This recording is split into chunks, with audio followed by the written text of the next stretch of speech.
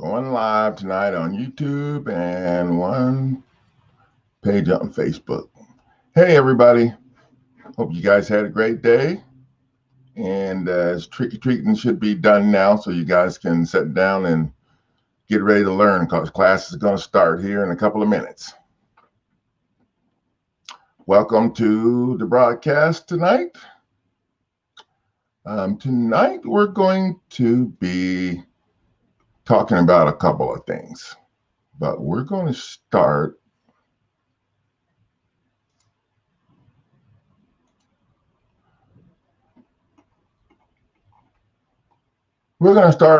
with the welcome. Welcome to Advocates for Justice, Foreclosure Defense Paralegal Service. We are different and we prove it. My name is Coach Neighbors. For those of you who are new and may not know who I am the coach here, and I'm the one with the whistle. Okay, I don't have a whistle. I can get a whistle. I hope I don't need a whistle. Anyway, today we're going to talk about how to state a claim for relief. Now, we've been getting around this in our lawsuit package because we put so much information in there. That's the other thing. If you don't properly state a claim, you got to have enough information in there to let the judge know that you have a chance to make this work.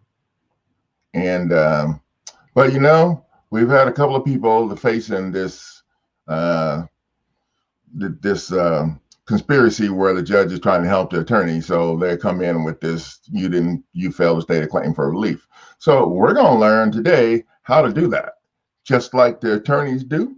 So you can make some changes on your paperwork and stick it back up in their face. That's what we do here. But before we get into all of that, I want to mention a couple of things. The team members who invested in the lawsuit packages will have to communicate with me through the Facebook Rescue, our private Facebook page called Foreclosure Rescue. Now, when I originally set this up, I had the lawsuit packages at $850, and we were doing everything's working out great. And then I reduced the lawsuit packages down to $500, and one weekend I had them on sale for $100. And I have to change the way we're doing things now because of all the people. And I'm not making the price that I was asking in the beginning to be able to do all these phone calls and stuff. So you're going to find out that the phone calls are different. The way I want to do the phone calls is if you have a question, you can reach me in the group. I'm on the computer most of the time.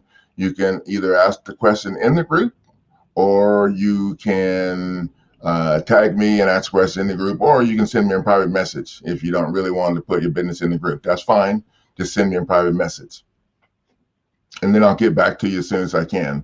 Most of the time, if I'm sitting at the computer, it's a lot easier for me to stop working on what I'm doing and respond to your message while I'm on the computer than it is for me to leave the computer and go get the phone. And you probably notice some changes when you call me on the phone thing, because I don't take all the calls. I'm going to require that you leave me a text message as to what you need, and then I'll decide if I need to call you or not. Most of the time, people are calling me for stuff because they want to ask me questions to make it easy for them. And the questions that they're asking me are the questions that they have access to if they do their homework. So you guys need to remember, my job as a coach is not to make it easy for you. My job is to help you learn so that you can handle this yourself. And I take that very seriously. So if you call and ask me for stuff that you can find on yourself on the website or whatever, I'm going to tell you that you should go look for that stuff wherever it is, because I'm not going to just give you stuff to make it easy, because these calls are they're going to be a challenge because people are calling and asking me for stuff they can find already. So, and I had one person let me know this person's in the lawsuit course. She's taken the online course, and she told me that just as a suggestion, it would be, maybe I should consider making all of the lawsuit packages specific for each state.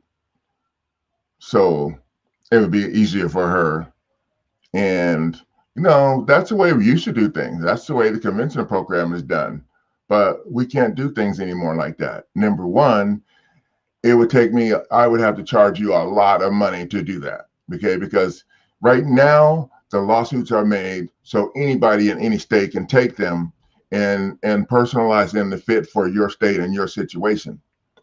If I made them just for each state, it would take me forever, and I would have to charge an arm and a leg because of the time involved.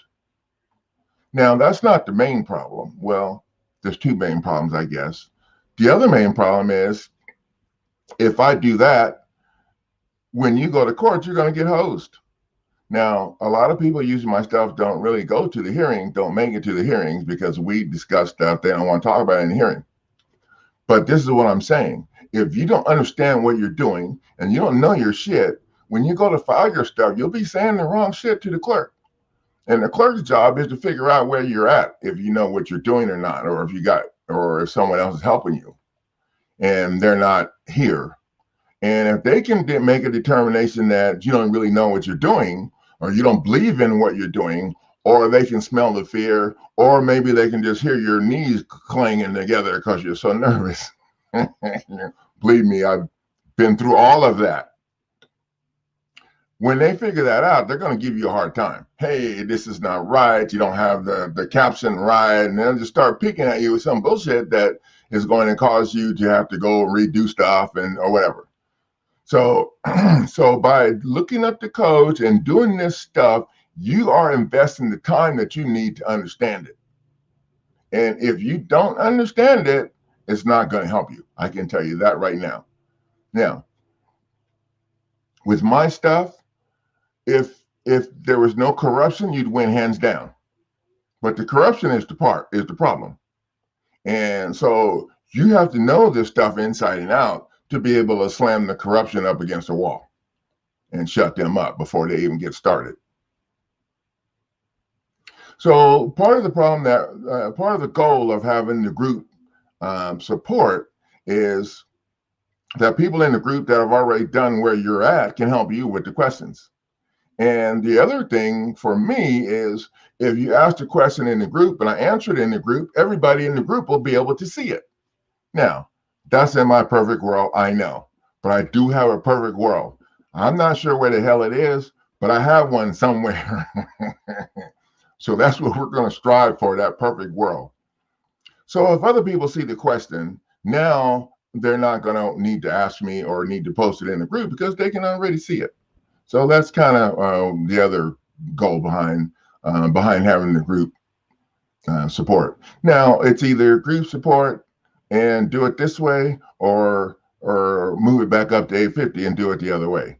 So I'm thinking that the people that are struggling to pay the $500, okay, I'll be happy to be able to do this and go into the group to get the help that you need. So, and the way it's going to be set up, the people in the online course will also be communicating with me in the group, and they'll have the option to call me or text me, maybe is what I should say, if it's emergency and you're, tomorrow you got to file your stuff and you got questions that's slowing you down. So I don't want to say that, don't call me, but text me first. Okay. And if you call me, it should be important about something that's going on and not about what the attorneys were doing before or how you can handle your appeal or connect this to your other stuff, because I don't connect what I do to what you already got going on. And I don't have anything to do with, I don't have any faith in any processes that attorneys are involved in. So your appeal process, your bankruptcy, as far as I'm concerned, all that stuff should be thrown in the trash because it's not going to help you. If it was going to help you, you wouldn't need me, or you wouldn't be looking for someone to help you like me. Okay. So with that being said, you're going to have to decide what you want to do with what you already got going on. That's not something that I'm going to take on and make decisions. Actually, I'm not going to make any decisions for you. I'm going to make some suggestions.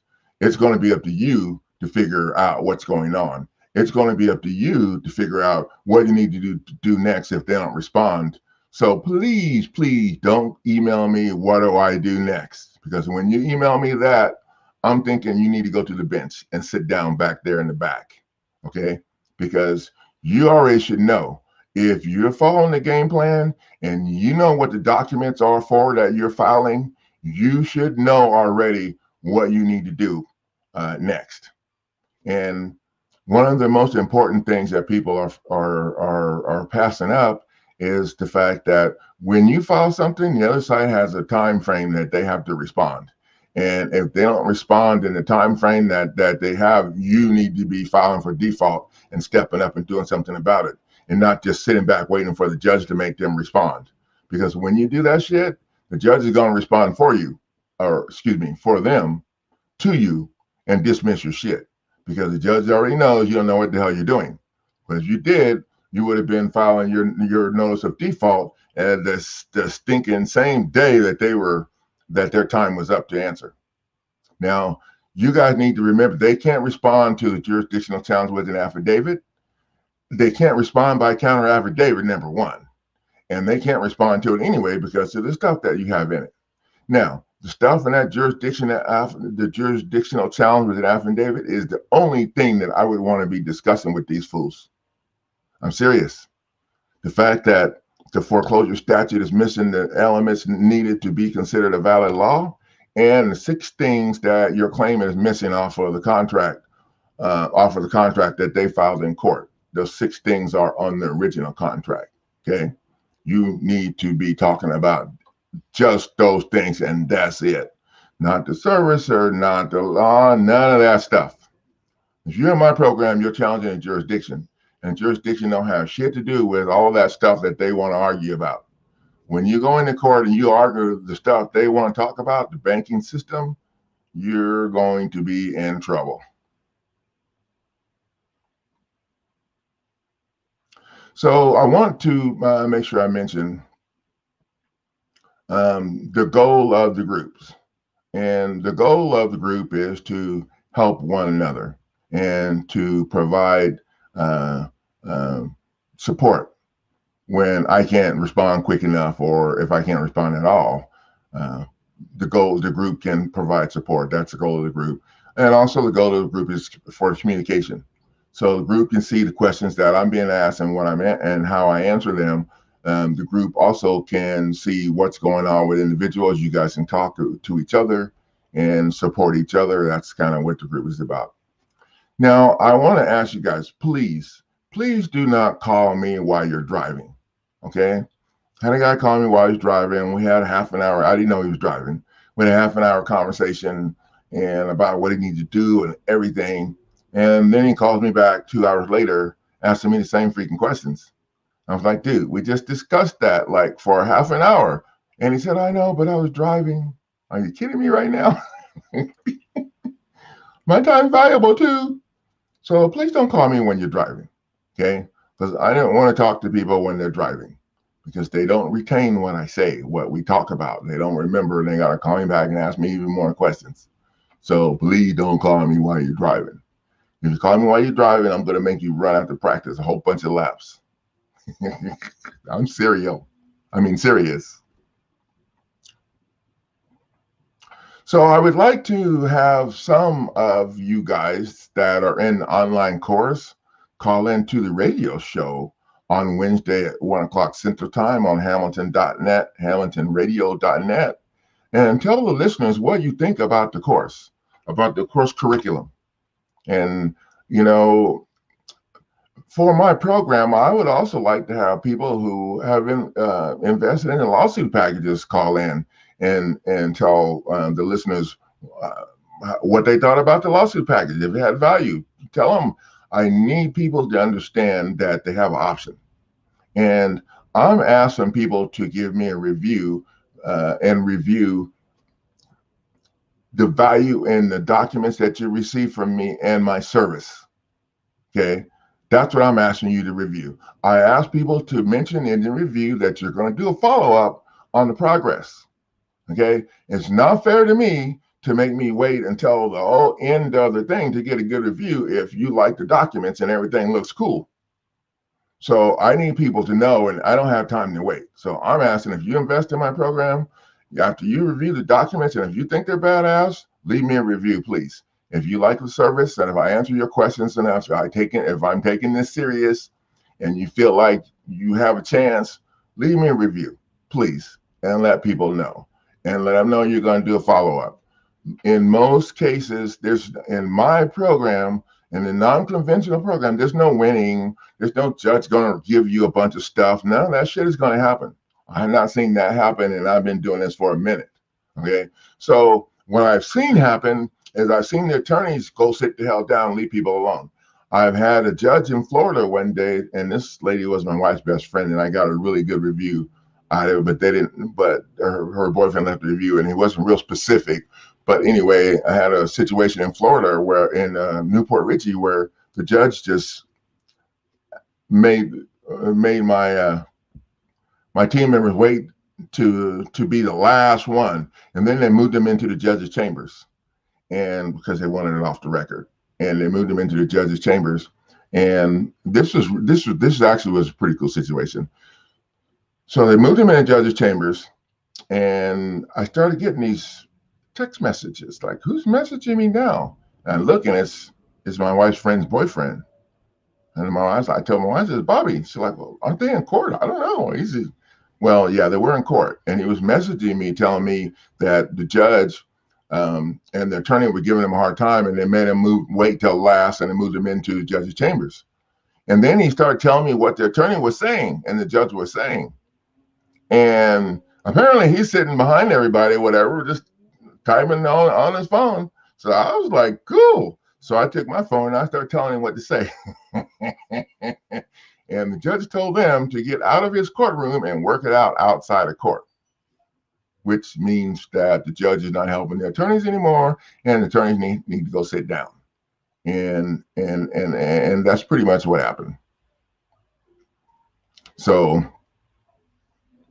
I want to make sure that you guys, if you find value in what I'm doing, leave me a review, call into the radio show, and let people know. The number for the radio show is 609-585-0400. And I will paste that in the comment window here in a little while. Now, this is something that I'm very adamant on. Please do not send me any files without my consent. I don't want to look at your foreclosure documents that the court sent you, the stuff the attorney sent you. I don't want to look at any of that stuff, okay? Now, that stuff is up to you to take care of and figure out what it is and process it. I don't know what the documents look like for every state. And even if I did, I wouldn't take your paperwork. I don't want people harassing me, trying to say I'm involved in arms right practical law without a license, even though they already tried and had to go sit down a whole bunch of times and leave me the hell alone. I still don't like taking your stuff. I don't want to see your stuff. That's up to you to figure that out. Now, if you have questions, you can ask me questions, and I should be able to answer the questions based off of whatever it is you're reading off the document. But at the end of the day, that's up to you. I don't want to see your documents. I don't even open files that I have not consented to have sent to me. And the reason I don't is because it's real easy to hack people's email address. And when email gets hacked, then people can send me stuff. And if I click on it, and now my computer's infected. And this is part of my security protocol. I don't open stuff that came from people that I did not ask to send me things. So, and that's to protect me and you. Because if my computer gets a virus and goes down, then you guys are kind of on your own. And I know you don't want to have to do that until you're ready. So please don't send me stuff without my consent. Don't send me emails. Don't send me people. I had a lady yesterday sent me 5 videos from YouTube talking about the conventional stuff and all that crap that I don't know why she thought I needed to hear that. But anyway, please don't send me stuff without my consent. Anytime you have questions about the court procedures, take the time to look it up in the Federal Rules of Civil Procedure. If you need to know how much time they have to answer, look it up. If you need to know what the process is for filing, look it up. You can look it up. People get intimidated when they pull out that book of rules, but you need to understand, okay, just like walking, you can only take one step at a time, unless you want to hop around places, but okay, who does that, right? One step at a time. And the same is true with the documents. When you get the non-judicial foreclosure defense, wrongful foreclosure lawsuit package, I think it has 24 documents in it now. I had a lady see the documents, and I thought she was going to pass out. She called me on the phone. I thought she just got something from the court that day. You guys know how you get when you get something from the court the same day. Yeah, she was freaking out. I'm like, dude, you can only do one document at a time. You don't need to freak out when you see all that stuff. You can only do one at a time. So don't be having a heart attack. Okay, you can only do one at a time. So please subscribe and ring the bell down below so you can get notified when class starts, because if you're late, I'm going to make you run after practice. So let's get started. Class is about to start. So did the judge dismiss your lawsuit for failure to state a claim for relief? Tonight, you're going to learn how to state that claim for relief just like the attorney do, so you can stick it back up in their face. Yep.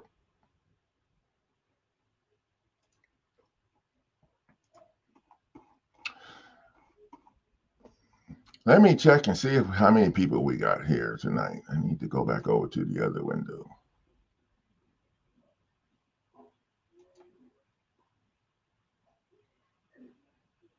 Okay, got about 4 people. Let's just stick a banner out there. Welcome. That was just his paralegal service. Yeah.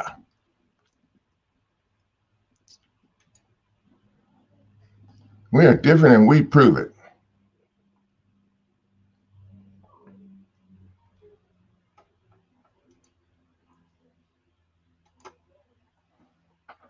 Gonna leave a comment.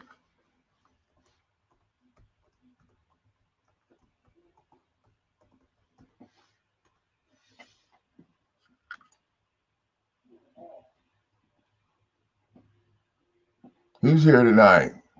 You guys check in so I can take roll. Okay, we're going to move on. Stating a claim for relief.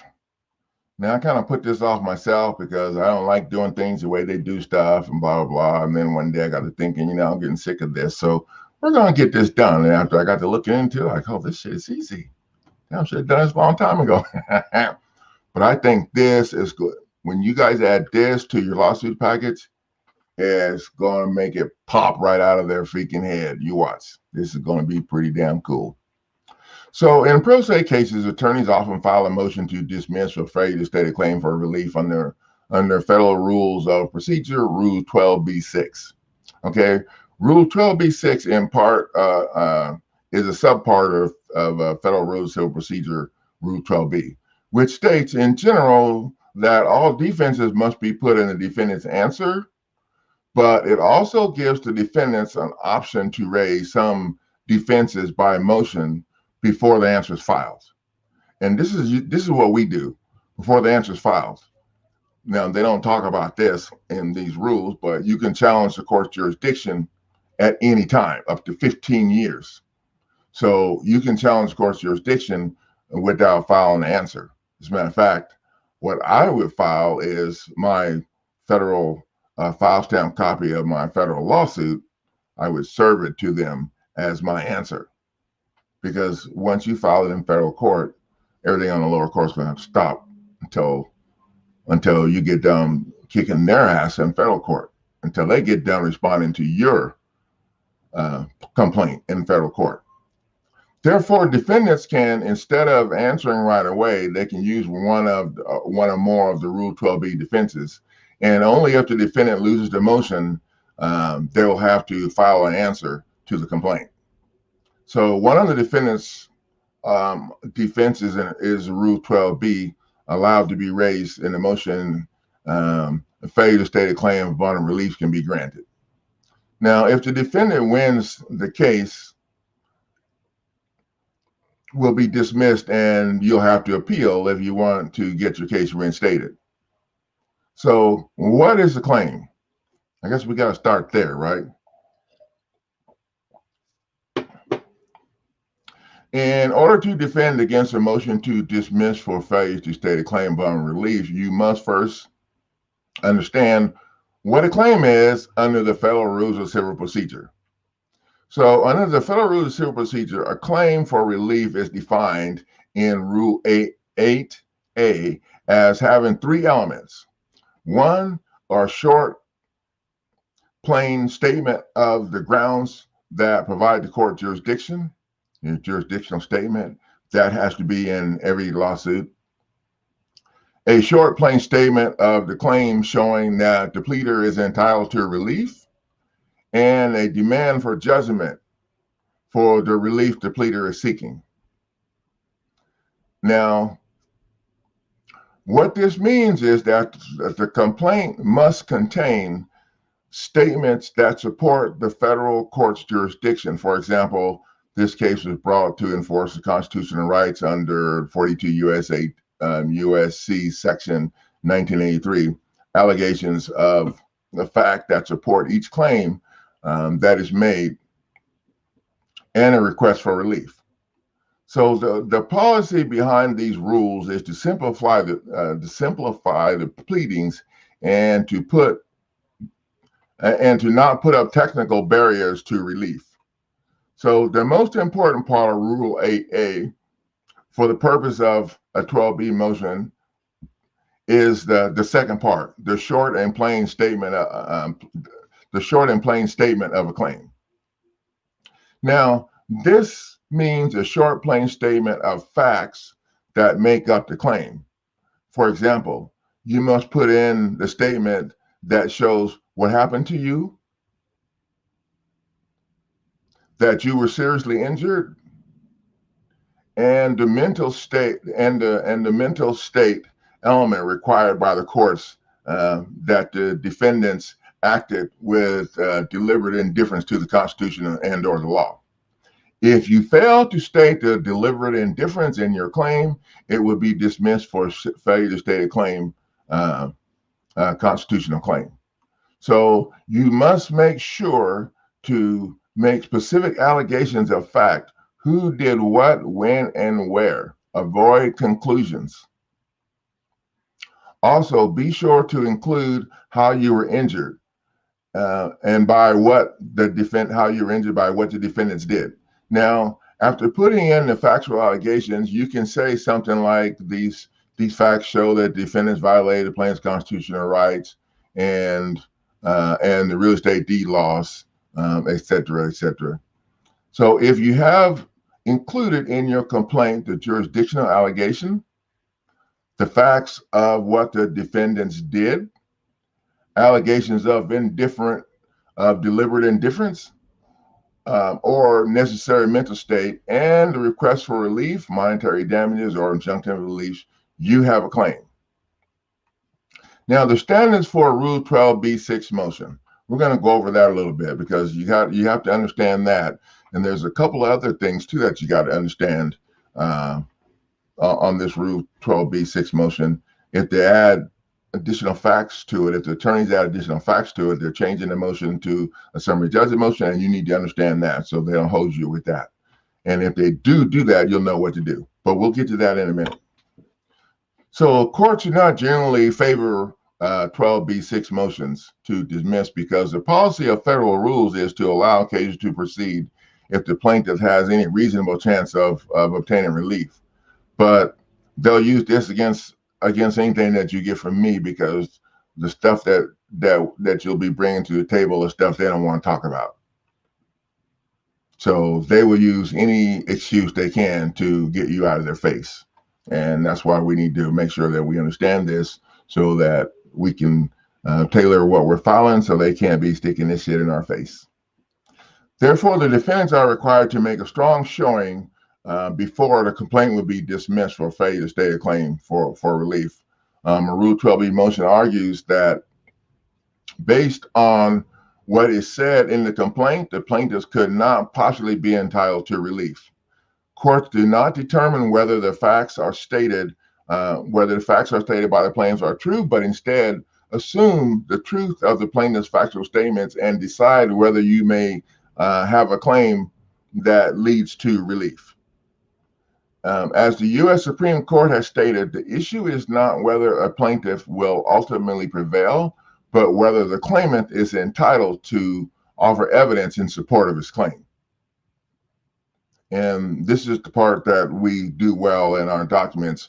We put enough stuff in to show that we're entitled to issue the evidence because of the facts that we throw on the table. So a complaint should not be dismissed for failure to state a claim unless it appears beyond a doubt that the plaintiff can prove no set of facts in support of his claim, which would entitle him to relief. Clooney versus Gibson. Now, I'll copy this whole thing that I'm reading to you guys and put it and post it in the comment section so you guys have the notes. I'll post all the notes that I used to put this presentation together, so you guys will have those notes and the case law in case you need them. So dismissal without leave to amend is improper unless it is clear upon de novo review that the complaint could not be saved by the amendment. That's Snyder versus California. So here's a few other important rules points to consider. First, a Rule 12e motion should not include any additional factual material by the defendant. If the defendants attempt to add facts, it is likely that the motion is being treated not as a Rule 12b-6 motion, but as a motion for summary judgment. And the motion for summary judgment is under Rule 56. They will use this trick to throw people under the bus in court because you show up to argue the wrong shit. If you show up to argue a Rule 12b-6 and they've changed it into a summary judgment motion and you don't know it, then you're going to be in trouble. So this means that in deciding a Rule 12b-6 motion against pro se plaintiff, the court is supposed to look even more carefully to see whether any set of facts consistent with a complaint could be proven, and if so, deny the Rule 12b-6 motion. This should be the reason why they're denying the motion in our complaint, because of the facts that we put is easy to prove. Because number one, only the attorney signed the complaint to start the foreclosure against your property, and the lender never signs it. So that, and you have a copy of that you add to your federal lawsuit as an exhibit to show who actually initiated the foreclosure, and it's not the lender. So when a Rule 12b-6 motion becomes a summary judgment motion, the Rule 12b motion is part of proceedings on Rule 12b, and the matters outside of the pleadings are presented to the court. Motions shall be treated one as summary judgment. So the summary judgment motion should be, when there's a summary judgment motion, you should ask the court for additional time to respond, and the court should give you that additional time to respond, because the summary judgment motion is governed under Rule 56 of the Federal Rules of Civil Procedure, and you need time to comply with that rule. Therefore, the defendants include factual material motion, you should move the court to demand the court to allow you additional time to respond to the summary judgment motion. Now, the online course, we're going to add a couple of new chapters to the online course. And one of the new chapters is going to be this summary judgment. Or no, not the summary. It's going to be the motion that we just talked about, where you need to learn how to state a claim for relief. And I'm going to do a complete section on that and a couple of chapters on attorney fraud. So that's the other thing that we're going to be working on, and I'm hoping to have that finished up. This weekend. So, hi Connie. 5 counting her. So where are you from, Connie? Are you in our Facebook group?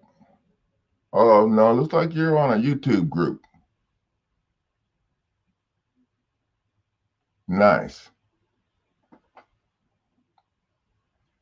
So that's really all I got tonight. I want to keep it short. I didn't want to go too long tonight. And I wanted to touch on that, how to state a claim for relief. That's real important. So I'm going to, when I post this video on my YouTube channel, I'm going to put the comments. I'm in the comment section. I'm going to post the notes so that you guys will be able to use them when you're writing up your documents. So thank you guys for dropping in, and I will see you guys on Monday night.